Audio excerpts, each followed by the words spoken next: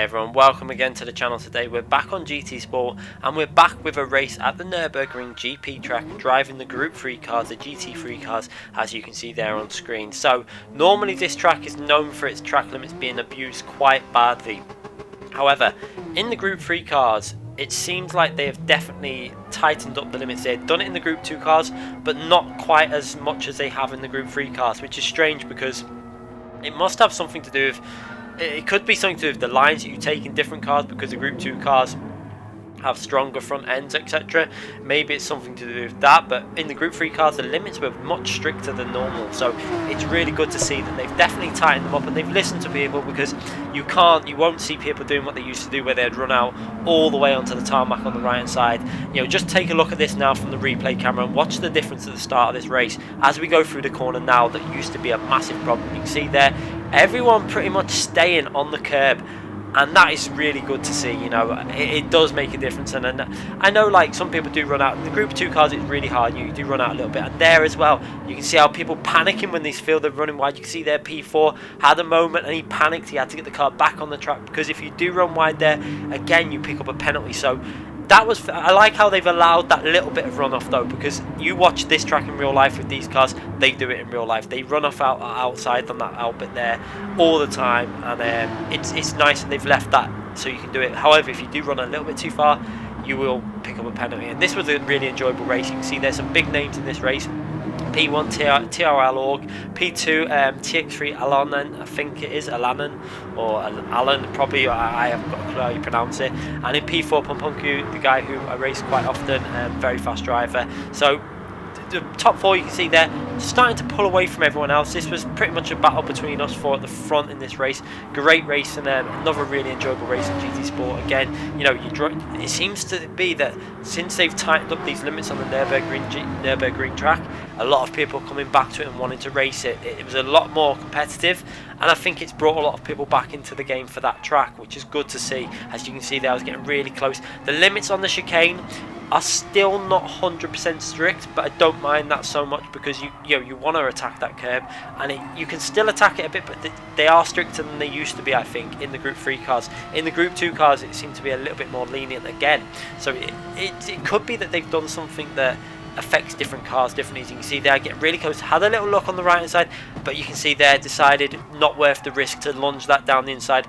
Thought better of it and just thought I'd just try and get a better line through the corner, tuck back into his slipstream. And I did really want to get past this guy at this point in the race, because I was being quite aggressive on the fuel. I wasn't really saving fuel. I wanted to try and stay out, keep Pompunku out of my slipstream, because that Corvette, if he gets in my slipstream, that car can save some real, a lot of fuel. It's got such a ability to short shift, and with its acceleration, with that short shifting, it's pretty, one of the fastest cars in the game when you're saving fuel. So I had to kind of push, but I wanted to get past this guy, and it was going to be really difficult. You can see there, he was really fast. I felt like he was saving fuel, because I know he's very fast in this combination, because his qualifying lap was about half a second faster than mine.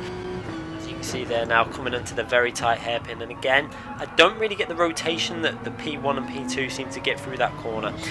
Some of it was that I probably took a little bit too much speed into the corner, but some of it is very much probably because of the brake bias that I was running. I think I may have needed to go a little bit more to the rear to help rotate the car through that corner, and maybe move the brake bias around as I'm driving. It all depends how you want to do it. I want to do a video soon with regards to brake bias, showing examples of when you want to use certain brake biases, because brake bias changes track to track. As again, you can see it ran wide because of that brake bias probably being a little bit too, on a stable setting, and that has give P4 the chance to get back in my slipstream and push right up against to the rear of my car, which I didn't want. And so I had to be really aggressive going into the chicane, just so he didn't think of making a move. And yeah, like I say, I want to try and do a guide for everyone to try and help you out in terms of how to pick your brake bias depending on the car you're driving, because a rear-wheel drive car and a mid-engine rear-wheel drive car will in general want a different brake bias to a four-wheel drive car. A four-wheel drive Group 4 car will be very different to the brake bias you'd use in something like the Renault RS01. They're very different handling cars, and you tend to use it. Same with a front-engine rear-wheel drive car. It all depends on car and also the track you're driving. Fast corners, slow corners, heavy braking corners, you've you really do, you can vary your brake bias. Now brake bias won't gain you massive amounts. It's not going to gain you like a second a lap. It will never ever gain you that amount. What it'll gain you is maybe a tenth or two a lap, and it can make you a little bit more consistent in race conditions if you find that sweet spot for each corner.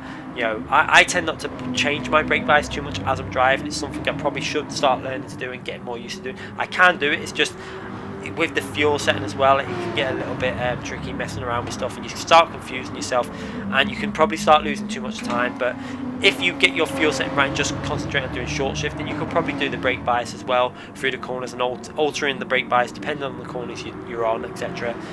You can probably gain a tenth or so doing it that way. You know, each individual corner, you know, heavy braking zones moving towards the front maybe and stuff like that. But it, like I say, it all depends on the car. So what I'll do is try and do a video and show you with examples of corners. You know, downhill corners can be different to uphill corners, fast corners, slow corners, and just show you what happens with different brake biases. So that'll be something I'll be bringing to the channel hopefully in the next couple of weeks, 2 to 3 weeks. I'll work on it a little bit more than what I would do a normal video, because it's going to be probably a little bit harder to do, in, you know, a little bit more in depth and stuff to what each setting does. So I'll try and get that video out as soon as possible. I know a lot of people do want to know about the brake bias. You know, I don't always just know it off by heart. It does come in, a lot of experimenting does have to come into it when you're picking these brake biases. You can see there, coming through the last corner, I had a massive moment of oversteer and just about saved it, and this has given P4 a chance to make a move down that inside. He's had a little luck, but he's not going to go for it. So again, you know, using some common sense, and that's what I like. This is what I like about when you're at the front of these top split races with the best drivers in the game.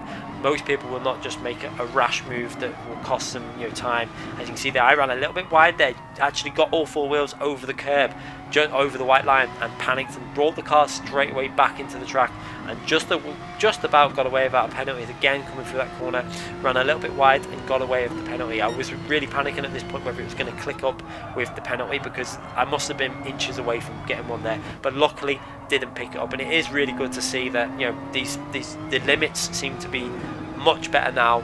It's only really the final chicane that anyone's picking up, you know, and probably taking a little bit off the corners, but I don't mind that too much on that chicane, because it's quite an aggressive chicane anyway. You will drive it, you know, probably couldn't do it in real life as much as you do on GT Sport, but I think if you start going too much, you know, making the tracks too strict, you're going to take the enjoyment out of the tracks, because you only have to look at Le Mans. That track is a little bit too far in my view, and one thing I will say is, I pointed out in my video about one of the corners where I picked up a penalty and other people wasn't, and it's nothing to do with what a lot of people were saying. It's because of the yellow rumble strips. It was nothing to do with that. I've actually tested it, and because it was on today, I've done my qualifying lap, and it's even if you don't touch the curb on your left hand tyre, it must be to do with speed, because if you just run wide and miss the apex and then run wide outside, it doesn't give you a penalty. It's very strange. But that track is a little bit too strict on other corners, and that needs loosening up a little bit, because there's some corners that you see them in real life running out, and they seem to not be following the real life way of running the track on this game. But you know, for this track, I think they've got this in a nice sweet spot at the moment, and I don't mind this for daily races. You know, in the FIA races, they're probably going to bring in them barriers. Maybe they won't. It all depends on the limits. If they feel they've got the limits in check in certain cars, they might not, you know, bother with the barriers, because they won't need them.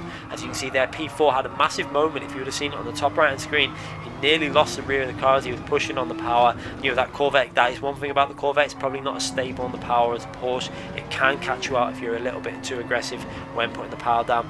And at this stage I'm doing okay. I was pretty confident I wouldn't have saved as much fuel as P1 and P2. I know how Org tends to run this race, as he picked up a penalty there for running too wide on that corner, and that's what I'm saying. You know, just look at that, he didn't even run that wide and he's picked up a penalty. But yeah, Org in general tends to run his first stint very conservative, saving fuel, taking it easy, and then the last stint he always tends to go very aggressive. That's how I've noticed he does this track, and it's something that definitely works for him, as he saves his fuel in the first stint.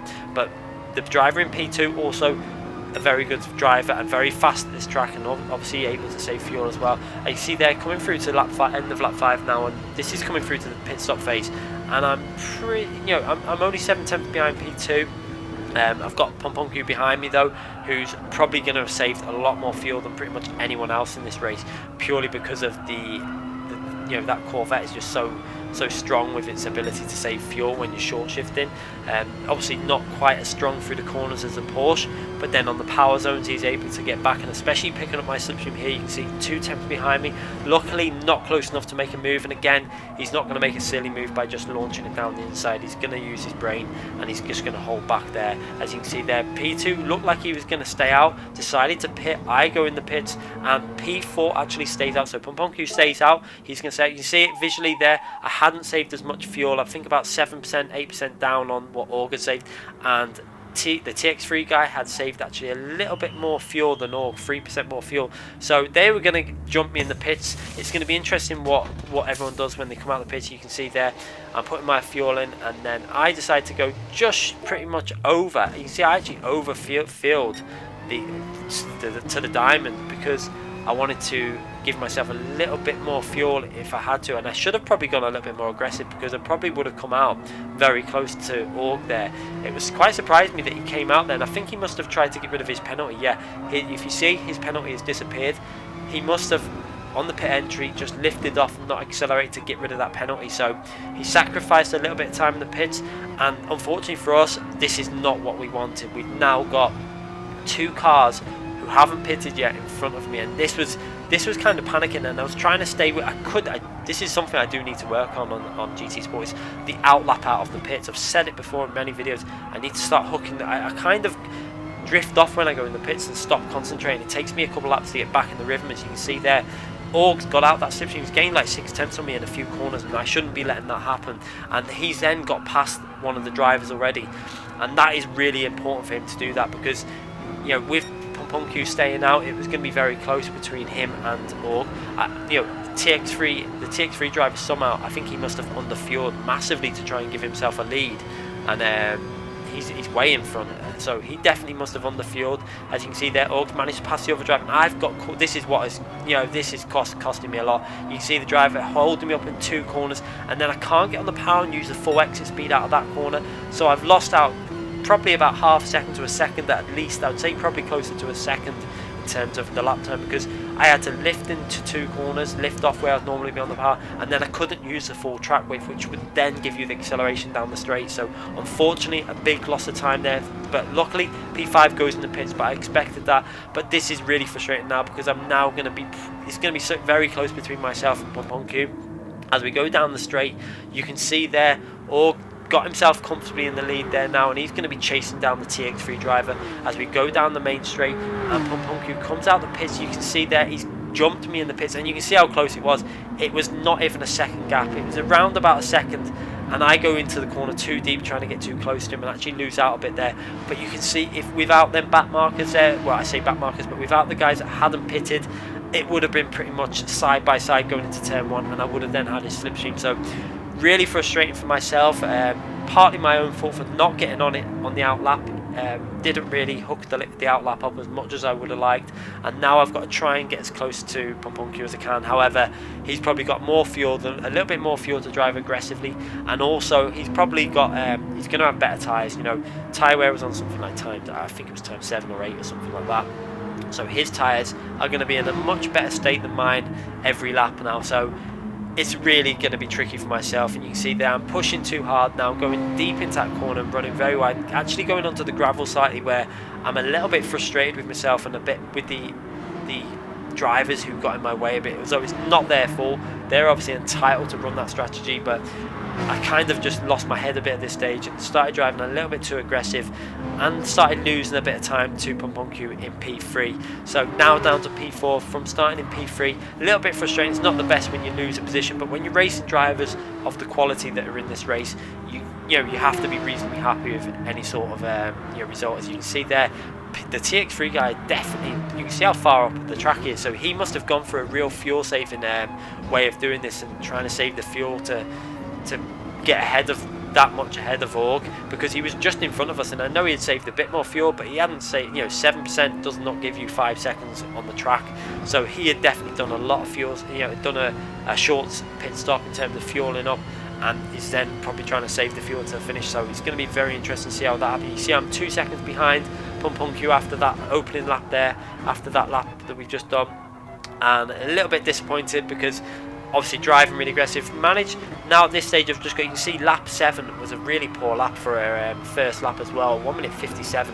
Really at that stage I should have been into the very low 56s, 1:56.3 or 4. So now I've just got to try and get my head down and just try and maintain or get as close as I can to P3. People can make mistakes, however, when you're racing drivers of the ability that are in this race, very unlikely that someone will make a very bad error. So you've just got to just keep yourself calm and just try and keep the car on the track and just try and put some solid times. I wanted to build the rhythm back up because I was really disappointed with my outlap and that lap 7.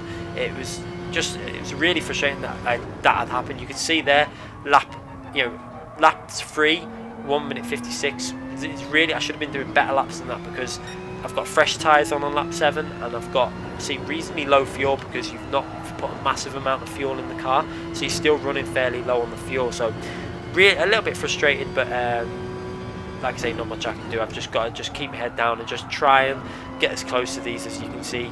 P2 Org has really gone on a charge. You can see what he does. I've said it before, he does that with his fuel. He saves it in the first stint and then he goes on a charge, and he's got to go on a charge because P1 is that little bit ahead of him. You can see we've only got a few laps to go at the end of this.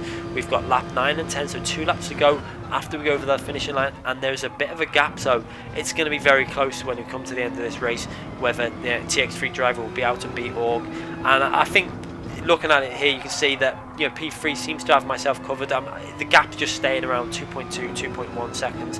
It's not really going up. You can see different points of the track where he will gain, but you can see down the straight he gets it up to 2.3 where the acceleration of that Corvette kicks in. But then through the corners I'm able to get some of that back, and then not much I could do, especially with the fresh tyres he's got on at the moment. I couldn't really push enough to gain. So you see the lap time there, lap 8, a much better lap down into the 56s, and you can see that's really what I should have been doing on lap 7 straight away, but unfortunately I just didn't really hook it up. And you see this lap again, I'm trying to concentrate much more now. I'm much more in the zone now, trying to hit the apexes. You can see there, got really good entry into that corner and actually got too much rotation through the corner where obviously got on the power and the rear end nearly stepped out, but luckily managed to save that and keep on the track. And you can see getting that gap down again as we go through the twisty sections. That's where the Porsche will gain over the Corvette. It's got the ability through the corners, but then on the straights the Corvette then again starts eking out that gap again to 2.2 seconds, but again through the corners it's down to 2.1. The braking and the corners is where the Porsche is strong, the acceleration and the straights is where the Corvette is strong, but the Corvette isn't a weak car through the corners, it's just not as strong as a Porsche. As you can see there on the power section again, he's able to just push that gap up to 2.3 seconds, and it's fairly even between myself and P3. We've had a lot of great races on this game, and it shows again how even we are now. It's just unfortunate that that back marker, the guy that on the outlap got in the way, the two drivers. I think without them there I could have been in a slipstream now and putting him under a lot of pressure, even though I would have had the obviously slightly older tyres. Being in the slipstreams very strong on GT Sport, especially at Le Mans today. I've just noticed how strong that slipstream is. It's absolutely insane. I do think they need to weaken it slightly, but I don't think they will because they haven't weakened the slipstream on GT since I remember it being very strong on Gran Turismo 5 Prologue, or I think it was that. It was extremely strong on that game, so I doubt they'll ever weaken it. As you can see there, going over the line, pretty much identical times again. You can see there, I think that lap 8 was actually a 1:55.8, 0.9 or 5.8. Not an amazing lap. I can get down into a 1:55.5. I've never really hit a 55.3 in the race like Org has done there. That is very fast. Org is one of the best drivers in Group 3 cars at this track. It's a very hard driver to beat. He's up there with like TRL Lightning, maybe not quite as fast as Lightning, but he's definitely one of the faster drivers. However, you can see there, Pum Pum Q staying, it's pretty much identical, the gap 2.2 seconds. And this is why I love GT Sport, because you racing, I might not be very close to him at this stage of the race, but I'm watching that delta and just thinking, how do I get any closer? How do I find a way to get find this to decrease this gap? But with the final lap now, there really wasn't much chance of getting anywhere to gain a big advantage. So I've just got to try and keep pushing, and if he makes a mistake, I've got to be there to take advantage. But like I say, these drivers don't make many mistakes in GT Sport.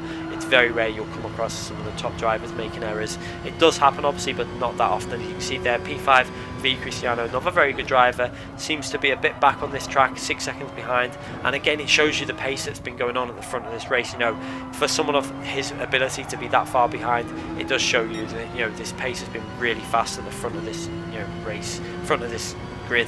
And P1 and P2 look very close as they're going through to the final chicane. You can see there Org obviously on maximum attack, trying to get, you know, as close as he can. You can visually see it up ahead, and I pushed a little bit too hard. They got out onto the ground, onto the loose, tried to get, you know, a really fast lap on the final lap. I wanted to improve my lap and messed it up a bit, but you know, that's where the delta goes up higher there, because I got onto the curb, rear end nearly snaps out, and I just pretty much just tried to save the car then and get to the finishing line. So pretty much even Stevens with Pump on Q, but he obviously got that very good fuel saving in the first stint. I got held up coming out the pits, not much you can do about that, but another great race, thoroughly enjoyable. And you know, even though I'm in P4, I really enjoyed that race. That's the kind of race I do like, because it's very realistic. That's how real races are, you know, fighting to get as close as you can, but only gaining a 10th here, they gain a 10th on you, and a really enjoyable race. So hope you enjoyed that race, and I hope everyone enjoys the fact that the track limits seem to be much better in Group 3 cars. It's going to be very interesting to see how the Group 4 cars are on the track limits there. It's not come up yet since the patch that, you know, that small patch we had. So when that does come up, I'm going to definitely race it and see if it's much better or if it's, you know, just as bad as it used to be. So please leave any comments, as you know, let me know what you think about the track limits there. Now, I think you can visually see it looks much better now in terms of the Group 3 cars. How other cars will fare, you know, Group 2 cars seem a little bit more lenient, but that's kind of acceptable because them cars are a bit faster. I think Group 1 cars will probably allow a little bit more again, but it'll be interesting to see if Group 4 cars are even stricter than Group 3 now. So leave any comments you want to leave in the comment section. I hope you enjoyed this video. If you haven't already subscribed to the channel, please make sure you subscribe. I do upload every single day on GT Sport, and also click that notification button so you don't miss any future videos, and also give this video a thumbs up if you have enjoyed it. I do appreciate everyone that gives these videos a thumbs up. Thanks again for watching, everyone.